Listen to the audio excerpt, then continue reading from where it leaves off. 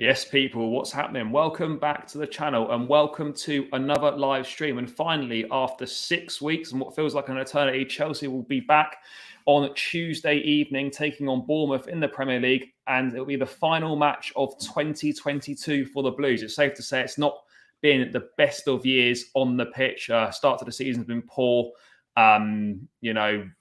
8 points off the Champions League places, probably unlikely, you would say, to win anything this season. But, let's hope we can end the year on a high. Transfer windows coming up, links of exciting players in Kunku already done. So there are things to certainly be positive about. And I'm delighted to be joined by Alex, mate. Thanks for coming as always. Are you refreshed after the break? You ready to have Chelsea back again? Yeah, I think 6 weeks is a bit too long, but it was needed. Like, we needed a break. No matter how long, we needed a break. I think we lost 5 out of our last 6 games. We've had a tough time, and it is what it is. Potter's come in. He got straight into the deep end, and as fans, we kind of just have to take that on the chin and say it is what it is. But we move. Hopefully, we can have a little bit more to cheer about. But I think that's unlikely, if I'm being brutally honest, especially with some of the games we've got coming up. But let's lose with a smile on our face. Yeah, I mean, we've got what 2 games coming up to see. Well, 2 games over the festive New Year period. We've got obviously Bournemouth Tuesday, and then we've got Nottingham Forest away on New Year's Day before a hectic January period begins. City twice, Liverpool, etc. So yeah, there's some big games coming up. A lot of opportunities to put points on the board and try and move further up, or potentially move further down the table. Hopefully, it's not that one. Before we get into Bournemouth and talk team news and all that sort of thing, I wanted to discuss a little bit of transfer news. Something kind of breaking, in the last hour or so, is from David Ornstein in The Athletic. Chelsea are working to sign a left-sided centre-back. Current priority is Benoit Badiashile from Monaco.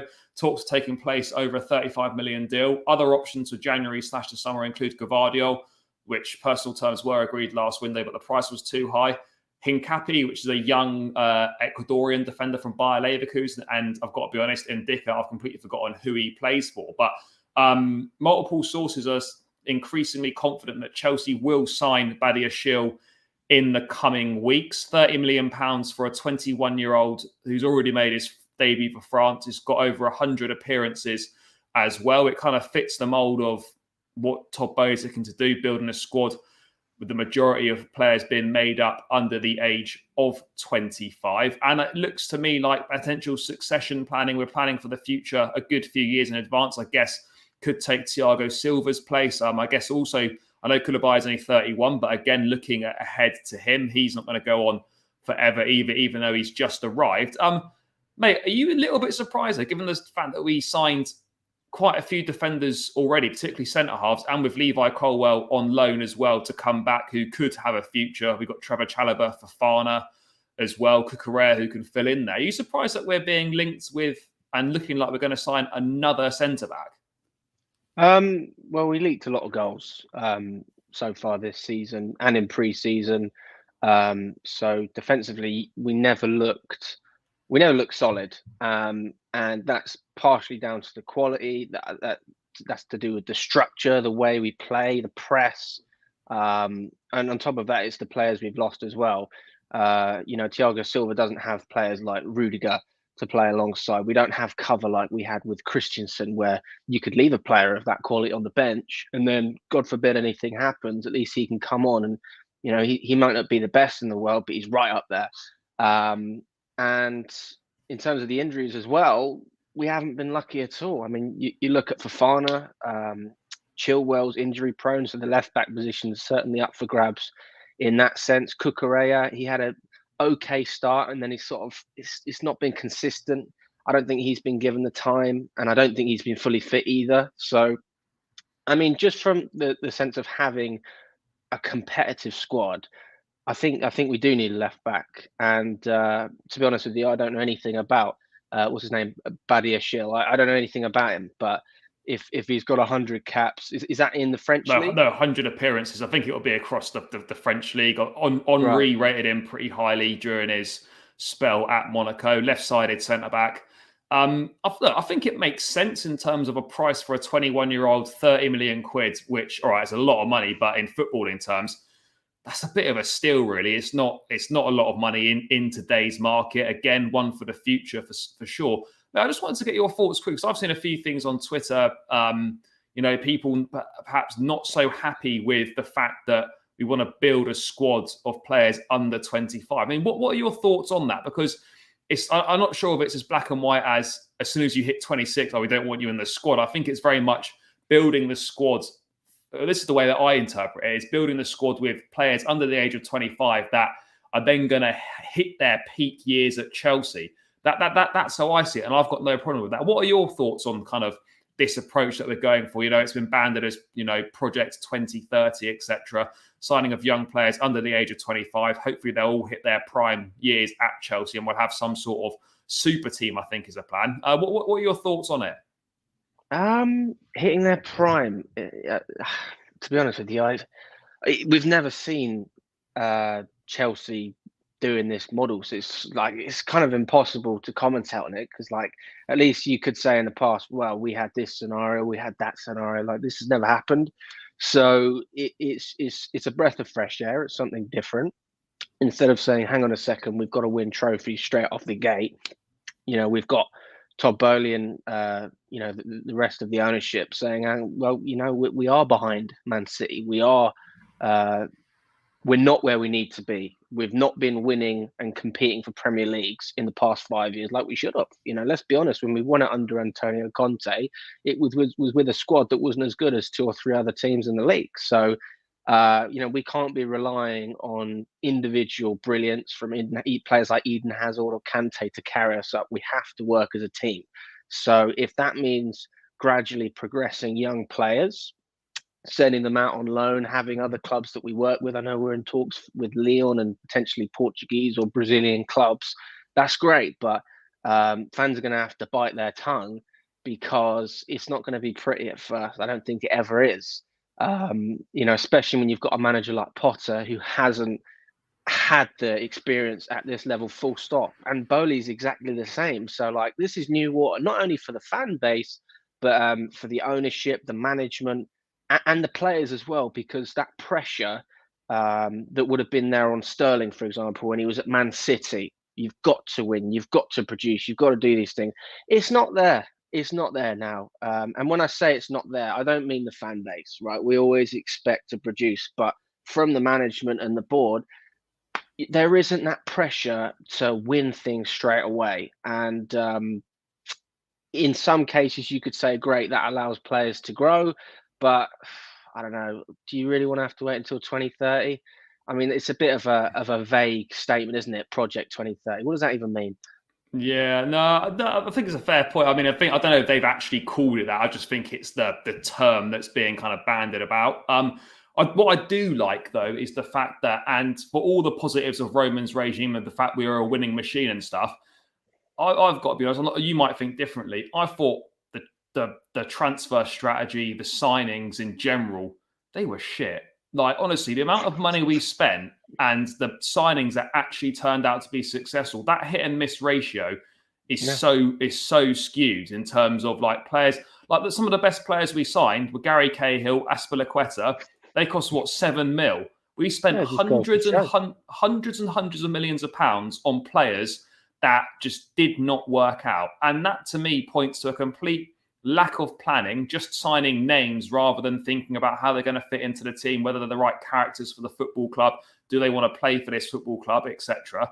And we're still feeling the effects of years and years of poor planning in the market, offering bang average players huge contracts, and then we can't get rid of them.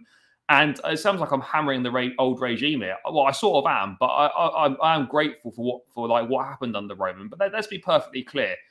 The off the pitch stuff, the transfer stuff, the scouting, the signing of players, I think it was dreadful. And hindsight's wonderful, but looking back at it now and then looking at this approach so far, it couldn't be more different. And I honestly think it's for the better. I mean, do you think that's a bit harsh on the previous regime? Or would you actually think, when you look at it, do you know what? The signings and the kind of the transfer windows and the planning, and don't get me wrong, I was excited about some of those signings we made. But when you actually look into it and kind of look back on how it worked out, I think there was a complete lack of due diligence done on so many of these signings. Yeah, well, I mean, if you look at, it's funny you actually spoke about it because I wrote an article a couple of days ago about it, just saying how we need to back Potter. And I mean, we made a loss when you look at Fofana, Cucurella, Sterling, Koulibaly. We made a loss of 187 million. That's without counting anything else. Don't even get me started on the coaching staff and the payoffs Tuchel had and the money we had to spend to get Potter away from Brighton. So we were already with a disadvantage, in that sense, because we weren't buying players to improve. We were buying players to replace quality that couldn't be beaten.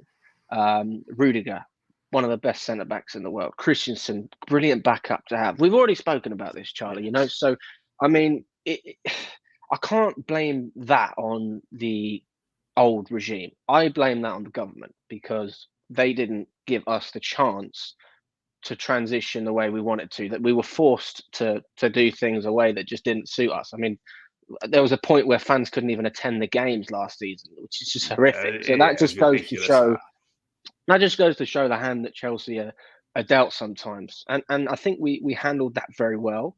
And listen, we did what we had to do. The money has to be spent anyway. Let's not forget that. Bowley's not exactly, he's not going to be exactly annoyed because he's got to spend about 2 billion on the club regardless, right? So if that's trying out a few superstars, it's a great way to find out how the market works because you said it yourself.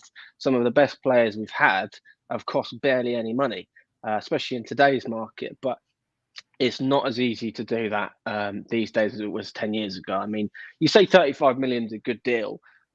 It's still a decent amount of money and you don't want to be flopping. I mean, Danny Drinkwater was about 35 million. So, there's a lot of ways we can flip this. I don't know enough about the left back. I know that Gvardiol would be an absolute steal, but Real Madrid, so expensive. Yeah, once City and Madrid come sniffing, it is tough. But what I would say is that it's nice to see that there's a plan in place, like a seeming plan. And what in terms of that Project 2030, quote unquote, I think what Chelsea are trying to do with a lot of these young players or the signing of these players under the age of 25 is cut out that middleman to say. So finding those players before they become 60, 70, 80 million pound players. So like Moise Caicedo at Brighton right now, like a Cucurella, for example, like many others, find that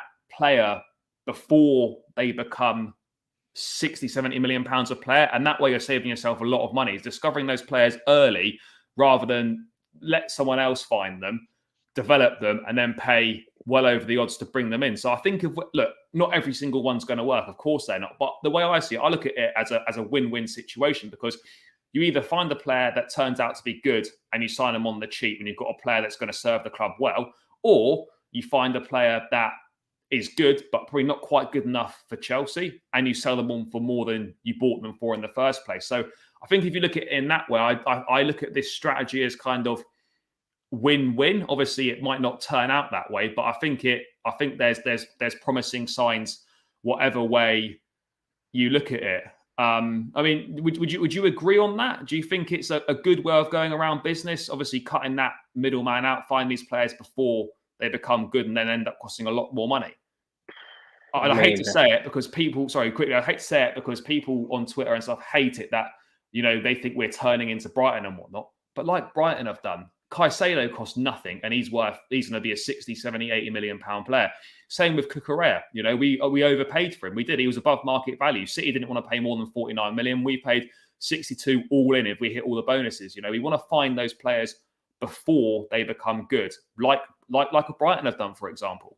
I mean, but we're not Brighton. And also you have to remember, we can't give the time that Brighton can give to players and managers, quite frankly, because if Potter had come in a couple of seasons ago, I mean, this would be a completely different ball game. For all we know, he could have been sacked already the way we're playing.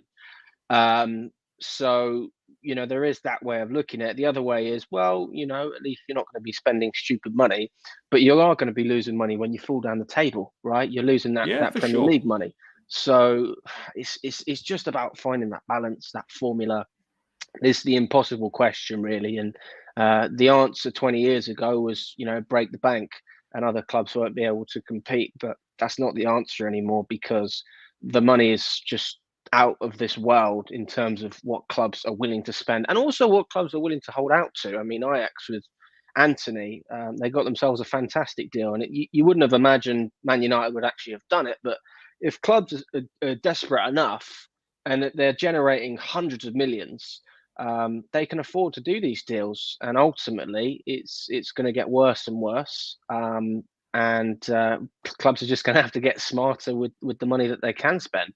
Yeah, I mean, I think this is where this multi-club model comes in terms of signing these young players, acquiring the relevant clubs. Whether it's, I know Chelsea are looking at clubs in France, looking at clubs in Portugal, in Brazil, etc., and that makes it easier, I think, one, to get around work permit issues, work visa issues, because they'll have the relevant kind of experience of playing in Europe for X amount of time, whatever it takes now to qualify for a permit, and it allows you to have a certain control over the players' development. So rather than sending them to other teams to get better on loan, you part of that multi-club model, and what works so well about it is the fact that you have teams that I'm not saying we can tell those clubs they've got to play these players, but you've got far more control over their minutes, perhaps over the style of play that where you want to see them, etc., rather than just sending them on loan to a club that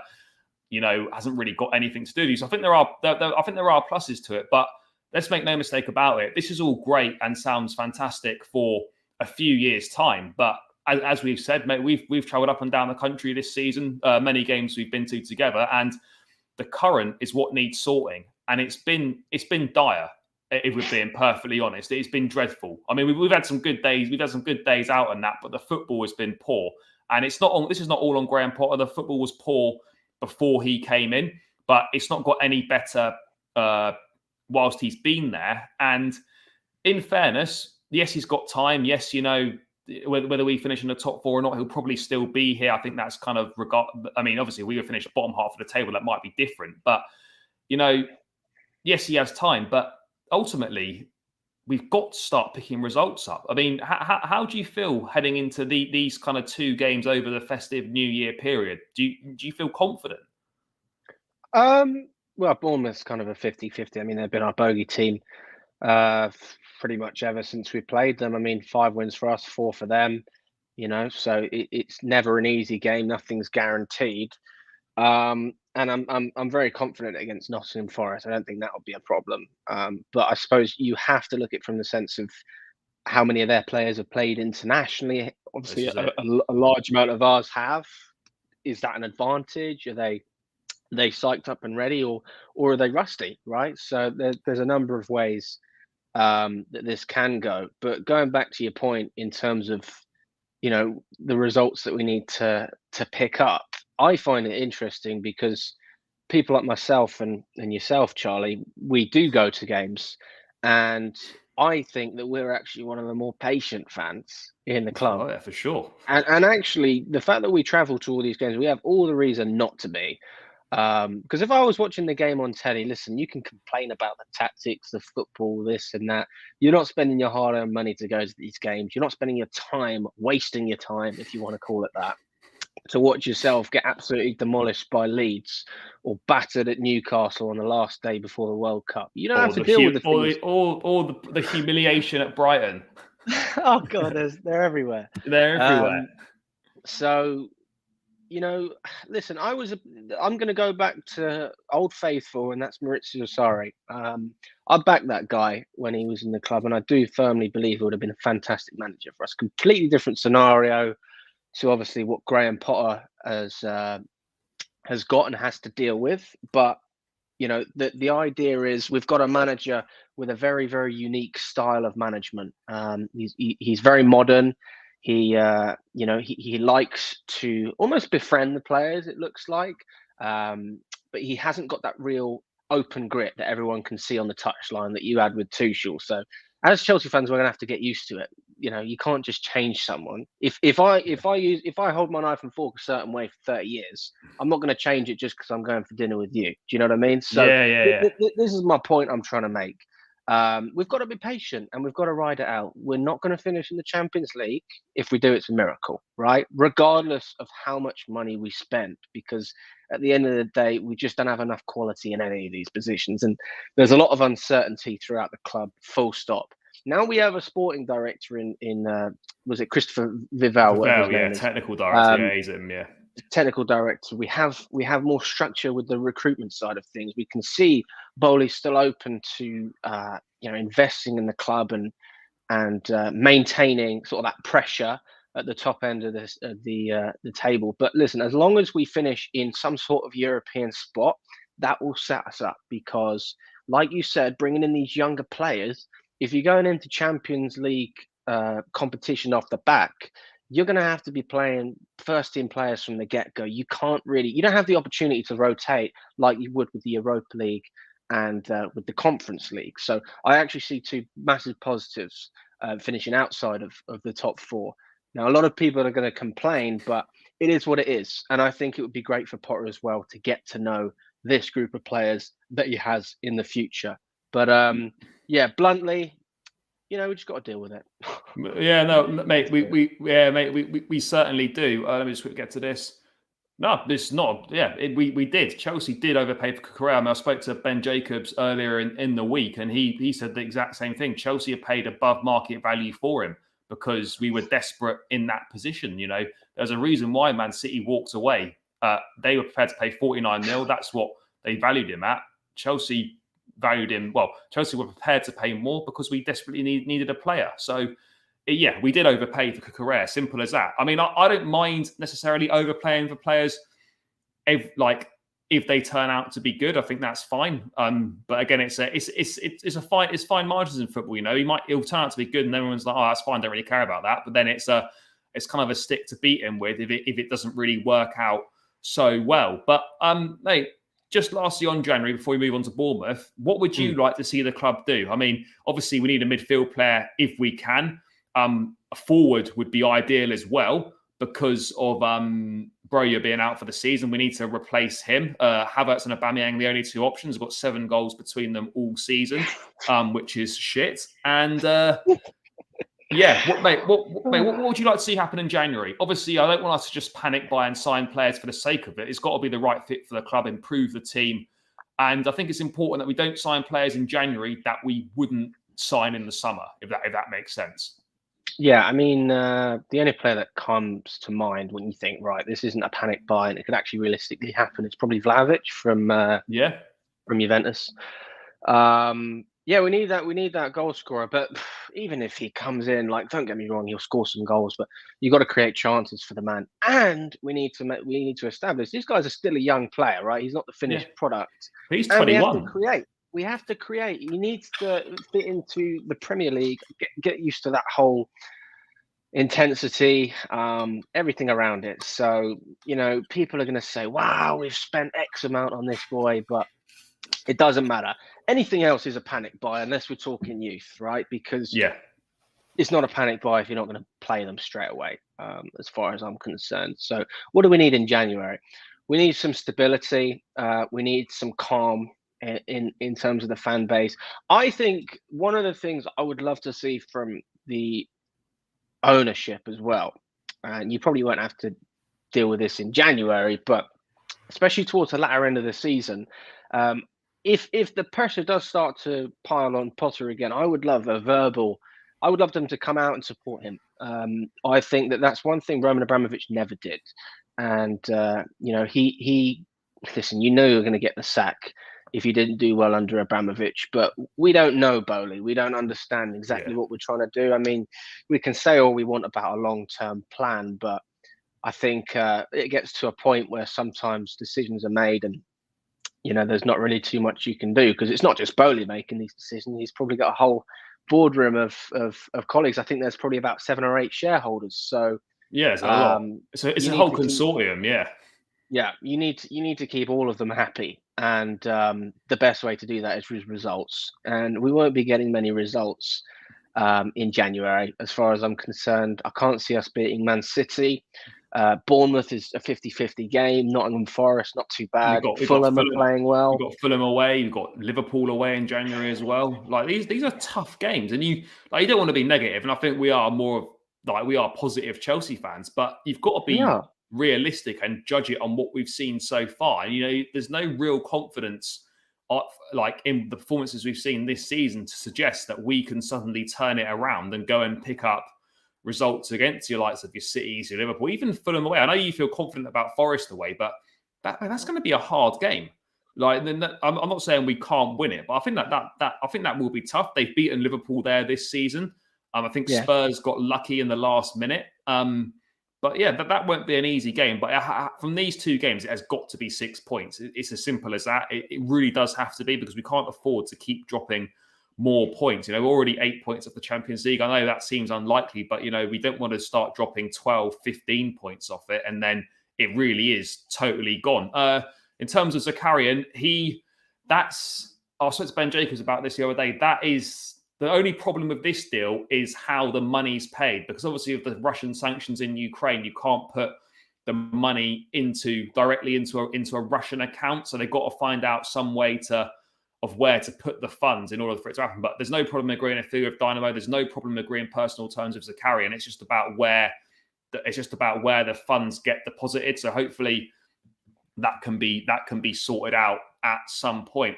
Mate, let's look ahead to Bournemouth then. Potter did his press conference yesterday. 5 players are missing for this game. We've got no Loftus-Cheek, we've got no Chilwell, no Fofana, no Hakim Ziyech, and no Mateo Kovacic for this game.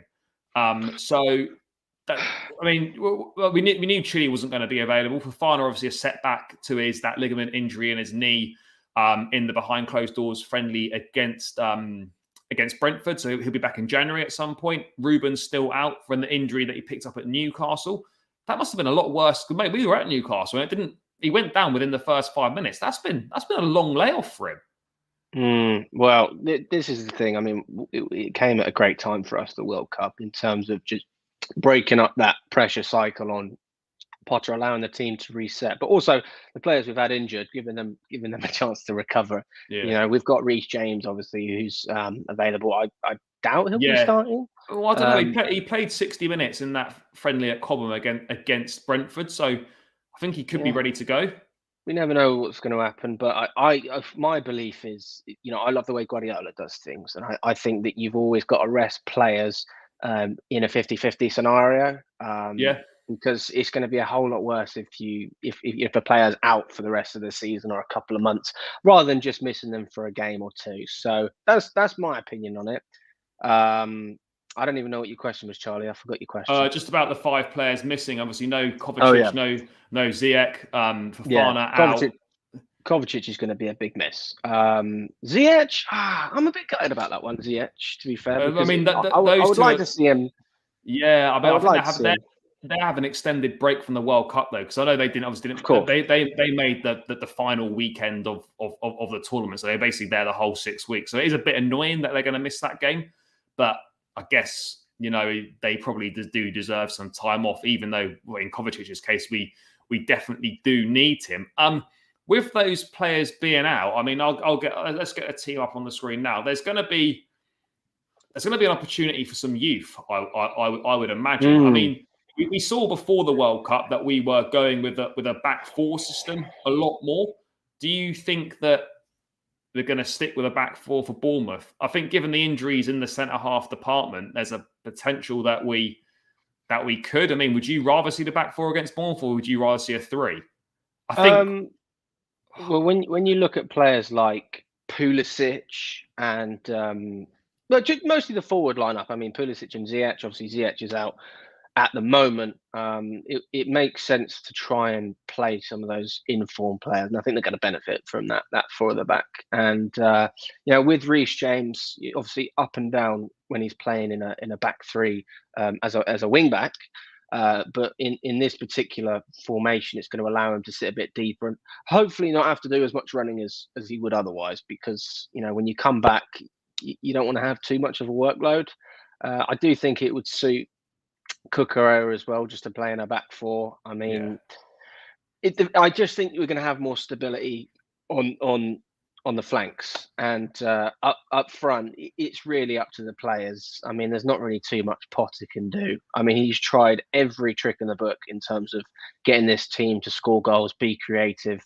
The link-up's not really there, but if we can have that bit of quality, that's what's going to win us matches. So, Sterling, Pulisic. They're going to get more involved in this system because Sterling's not going to be playing, out wide on the wing or anything like that. Tracking back. But you cannot predict these things. So it's all good me rambling on about it, but. Mate, to be honest, I think this is I personally would go with the 4. I think it makes more sense. I think it suits Cucurella better. Obviously, with Chilwell out, he's going to have to play there. And obviously, we saw Lewis Hall make his debut against Newcastle. That would be a nice one as well. He did very well. It would also be nice to see him. But let's start in goal, mate. Obviously, a decision to be made here. Again, I don't think it's that much of a decision for Potter. I think if we're going off what he's done so far, it's 100% going to be Kepa. Obviously, Kepa picked up that injury against Brighton and then missed the final few games before the World Cup. Mendy had a bit of a dodgy World Cup, if I'm being honest. He was at fault for both goals in the 2-0 loss to Holland. I felt he could have done better with a couple of the goals against England. He seems shot of confidence. I feel so nervous when he's got the ball at his feet in the box. I would be shocked if he didn't start Kepa on Tuesday. I mean, it's fairly obvious, isn't it? Really, it has to. Kepa is the number 1, I think, under Potter. I think that is clear. Absolutely, Kepa should be the number 1, and we talk about a lack of confidence from Mendy. He's not a lack of confidence in terms of negotiating because he thinks he's worth just as much as Kepa is. Absolute. It goes completely over my head. I've got no idea. He's older than him. He's not. No, he's 30. I think is Mendy. And we offered him a 6-year deal apparently, which is pathetic in itself.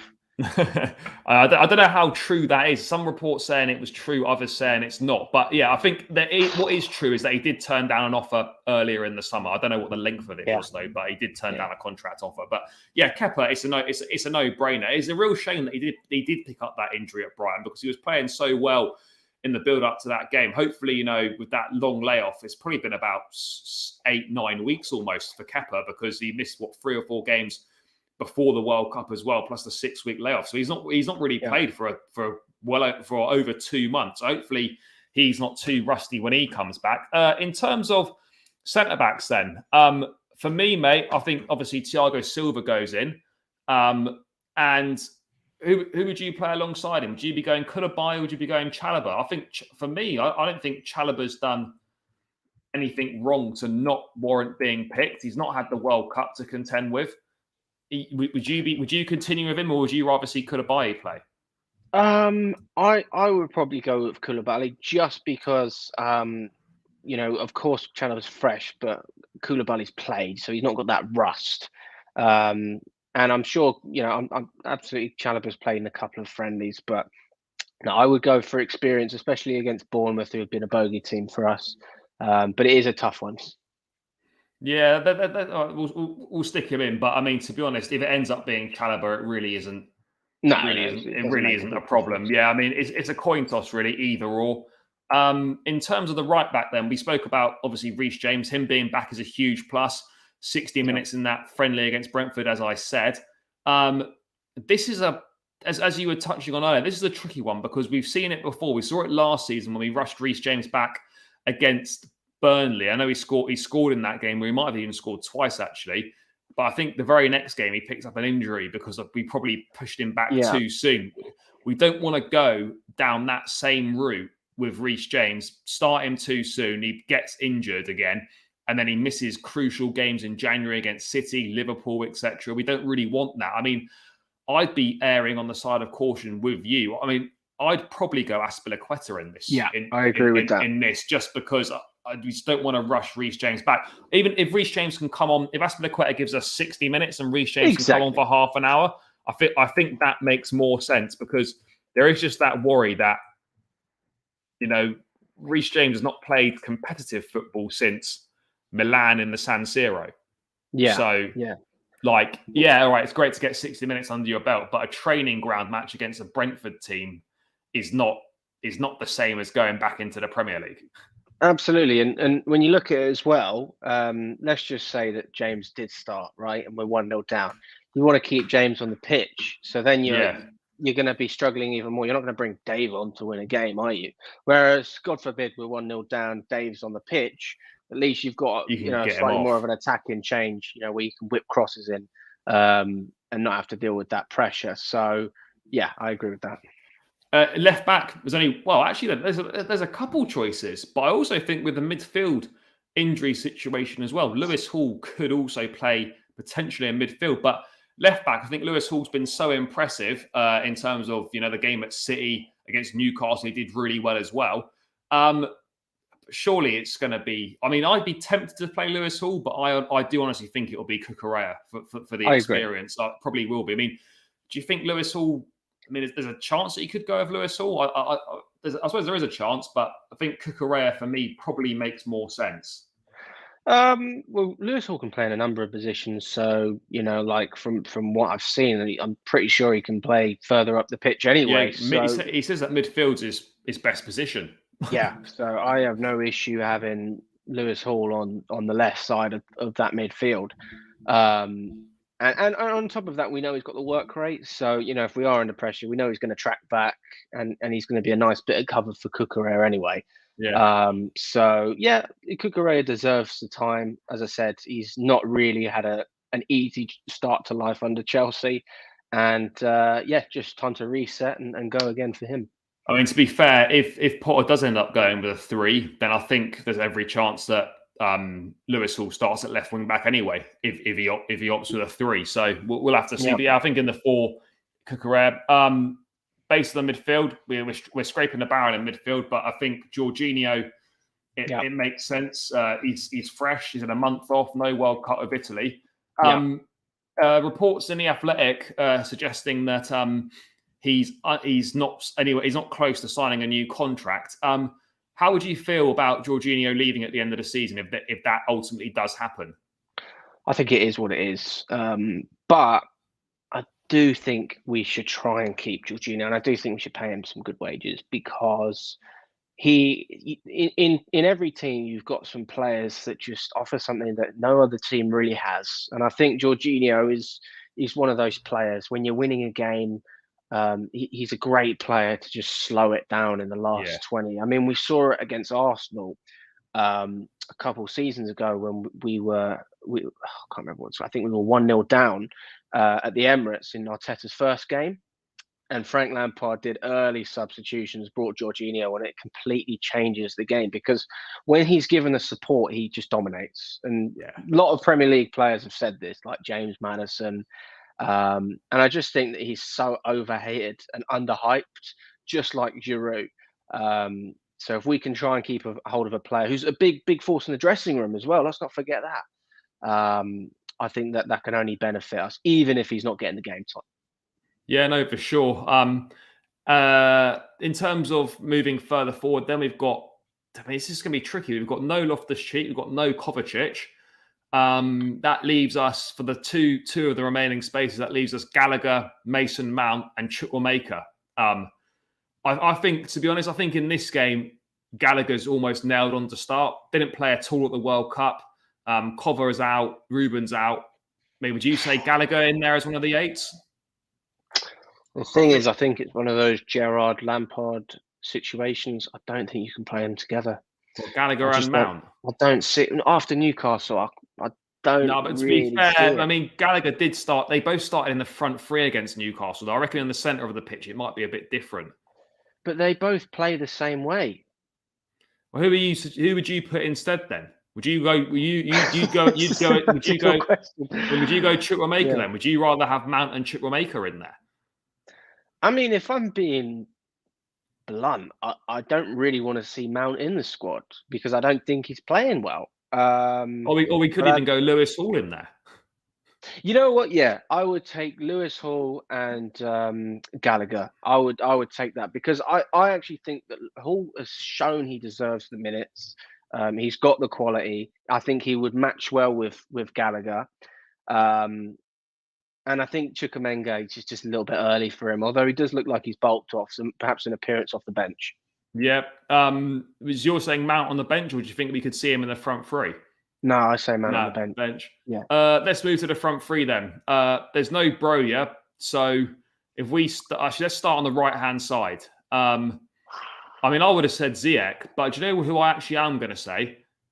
I think it's time to see Omari Hutchinson's Premier League debut. Oh, mate, that got me excited. That one. I didn't even think about him. Yeah. No, I think it's still a bit early though. Well, who else are we going to put there then? We're going to play Havertz there. I mean, well, let's just round down our options. So we've got Aubameyang, we've got Havertz, we've got Pulisic, Mount's a no. So we've got 3, and then we've got mate, we've not got many options. Well, this is what I mean. There's not many options, and I think we. I think one we both agree on, mate, would be Christian Pulisic to start on the left hand side ahead of Raheem Sterling. In a 4, though, yeah, go on, yeah, he deserves it. But I'm just thinking, in a 4, that's where we could probably get the best out of Sterling. Well, do we go Sterling left, Pulisic right? Yeah, I think that's more realistic. I think that's something Potter could actually do. Yeah, let's do that. I think that makes sense. I know I'm not a huge fan of Sterling, but none of us are, mate. No, mate, it's not been great. Pulisic definitely deserves to play, and if Ziyech was available, I'd be calling for Pulisic and Ziyech to both start. But I agree. Whilst Omari Hutchinson starting would be nice, I think that is chucking him in at the deep end, considering he's not actually played for the first team. I would fully expect to see him come off the bench. I think he has to feature. Centre forward position is basically choosing the least shit of the shit. Basically, Aubameyang or Havertz. It's not. I mean, both options are pretty poor. What do we think? I mean, no, Havertz is back from the World Cup, but Aubameyang wasn't at the World Cup at all, so in theory should be fresher. But his performance in that friendly against Villa was dreadful. So, I mean, what do you think, Havertz or Aubameyang? I would go with Aubameyang, because I think we've got enough energy in that team. And I think with that extra player up front, he'll have more of an opportunity to actually get a chance. And on top of that, when he does get the chance, he's more likely to score. And I think possibly, mate, with Sterling and Pulisic, with runners beyond Aubameyang, that might make it a bit easier for him as well. Yeah, I mean, you could even change the formation slightly so that Pulisic and Sterling are tucked inside. We've seen that a fair amount. So, it might not even be a case of them pushing too far out wide. They might be interchanging throughout the match, because even though Pulisic is like, oh, great, you're starting, I still feel bad for him that he has to play on the right, because he is better on the left. Yeah. But you just have to make way with the squad you've got and fit in. And he's just one of those players that once he gets a run together, he will be on that left-hand side, and that's what he wants, and that's where he should play. But when you've got players like Sterling in the side who are useless anywhere else, it just doesn't make it easy. No, it doesn't. It really doesn't, mate. Why is Mount a straight up no? If our midfield is Hall and Gallagher, I'd be worried. I don't see that being a great combination. I mean, it's tricky. I mean, look, there's not a lot of experience in Hall and Gallagher. I suspect Mount probably will start. This is the team that we probably go with. I mean, I think Gallagher's going to start as well. I think that's a no-brainer. I think Gallagher and Jorginho definitely start.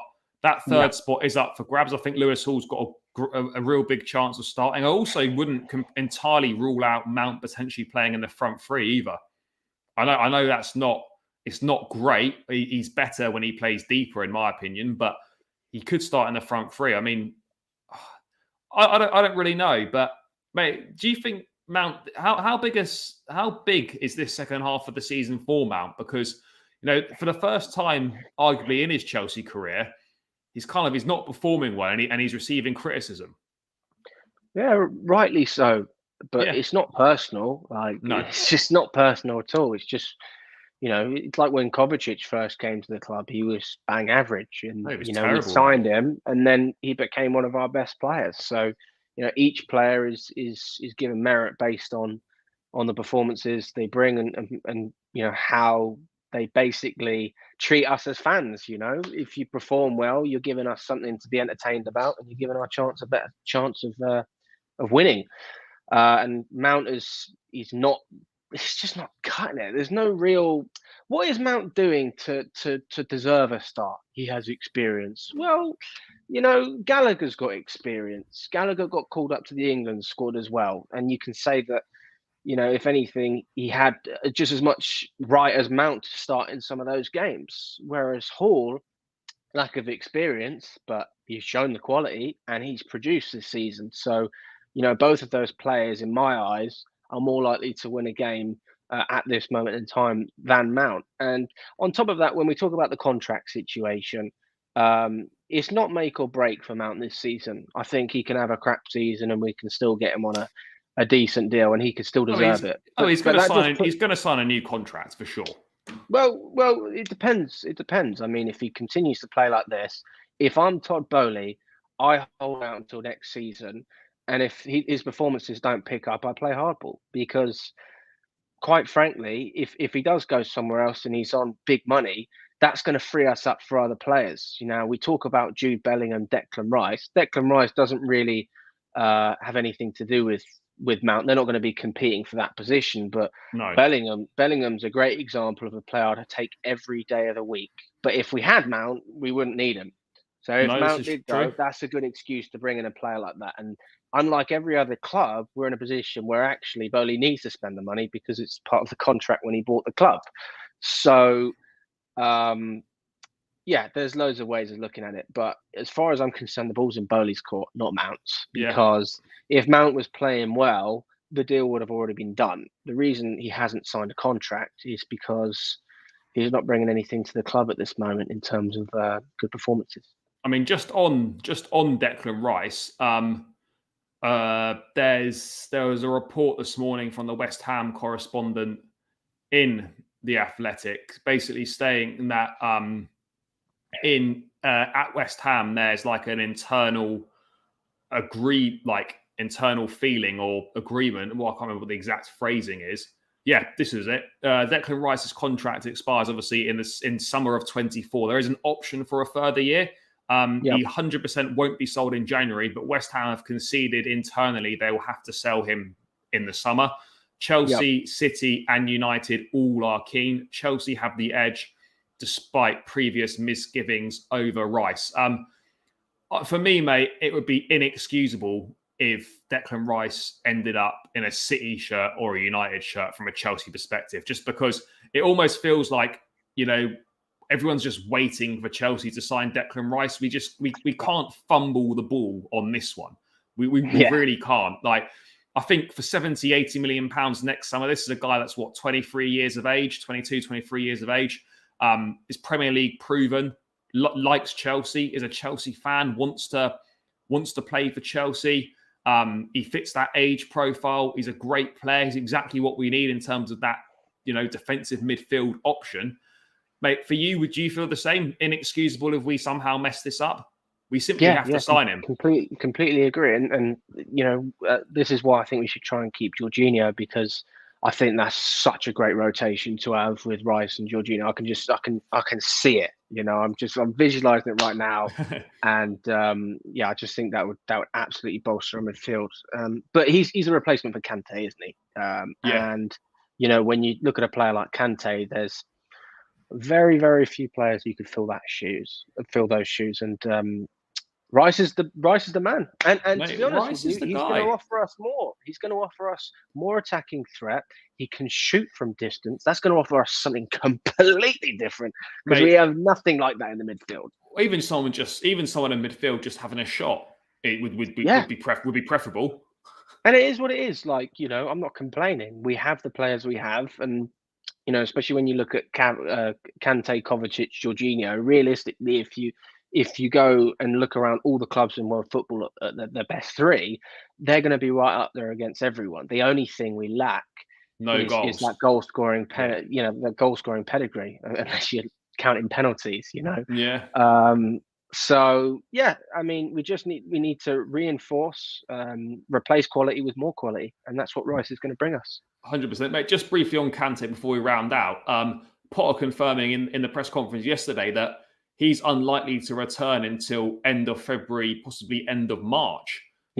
which seems ridiculous. From no, I'm the club obviously know what the problem is, but it seems really weird. Tuchel saying, "Oh, like when he got injured against Spurs originally, it'll only be a matter of weeks." That was in August, and now we're almost in January, and obviously he suffered that setback, and now he's out till February/March. No one really knows what the problem is. I don't know about you, man. I sort of feel a bit bad about saying this. I don't even think of Kante as a Chelsea player anymore. It doesn't even come into my thoughts. And I know that sounds like a little bit harsh, but it's just the reality of the situation. We've had some fantastic years from him. He's given us some great football. But, for the people saying that we should keep him, Kante isn't for sure. Kante's not a key player for us anymore. Hasn't been for a couple of years. The money he's on, for me, I'd rather have someone that's not quite as good as Kante, but it's actually available for the majority of the season. Kante can barely give you 20 games a season now. You can't carry that in the squad anymore. And it seems harsh, but you just can't, in my opinion. Yeah, well, it makes sense why he's getting injured. Why he's getting injured. When you run that much for that long and have that much success playing that many games, it's bound to take a toll on your body towards the latter stage of your career. So it's sad, but it is what it is. It's not personal. No, it's not personal. I'm sure he wants to stay, but if he really wants to stay, I think he'll accept a reasonable pay cut because it's only financially viable, and he won't be taking a pay cut. I think if anything, he'll probably go to PSG, finish out his career there. Yeah, I mean, he's at an age where he's got he'll probably look at one more big payday in terms of one more big contract in him. And I think Chelsea would be mugs if they did that, not because of his footballing ability, but just because of what we're trying to build here. The fact that Kante is on, I think he's on over 300k, or he's definitely the second. He's either the highest earner or the second highest earner at the club, one of the two. He wants 3-year contracts. That's a no for me. If Kante's going to stay, it has to be heavily reduced wages, and it has to be a 1-year deal with an option for a second based on playing a certain amount of games that season. Because otherwise, it makes no sense. Because the guy can't keep himself fit. Well, if you're looking at it from a contract extension point of view, just having the option, I think it should just be money flat out. If you play X amount of games, we pay you this. If you don't, then we won't, And almost like a pay as you play. Yeah, it might be a case of saying, listen, when you play, you're top notch, right? If we can get 2,000 minutes out of you, maybe 1,500 minutes out of you this season, right? So it's not game by game. You can monitor minutes quite well. Yeah. And we say, listen, you're on 100 grand a week, but if you play X amount of minutes, we'll go to 200 grand, right? And that seems like a fair deal in my opinion, because not only are you looking at a great player, looking at an ambassador and a leader in his own right. Those silent leaders, they don't say a lot, but they've done that much in the game, and they're so heavily respected. It's hard not to lift the dressing room. I mean, Messi, for example, is a great example. You wouldn't mess around on the training pitch when Messi's there. No, you wouldn't be acting in a certain way, and I think Kante brings that. So nothing particularly wrong with what he's doing, because at the end of the day, you can't control your health, right? No. But at the same time, you have to try and look at it through the club's eyes and the people upstairs, and you have to understand this is also a business. So as much as we love you, N'Golo, if you are playing hardball, it's not going to work out very well. Definitely agree. Just get these last couple of things in the chat. Progressive passing of Rice has improved. Yeah, it definitely has over the last year or so, 100%. So big up, guys. Merry Christmas, you too, mate. Future is looking bright. Yep. Andre Santos, Zakarian, Fofana. Yep. Badiashile up by all accounts.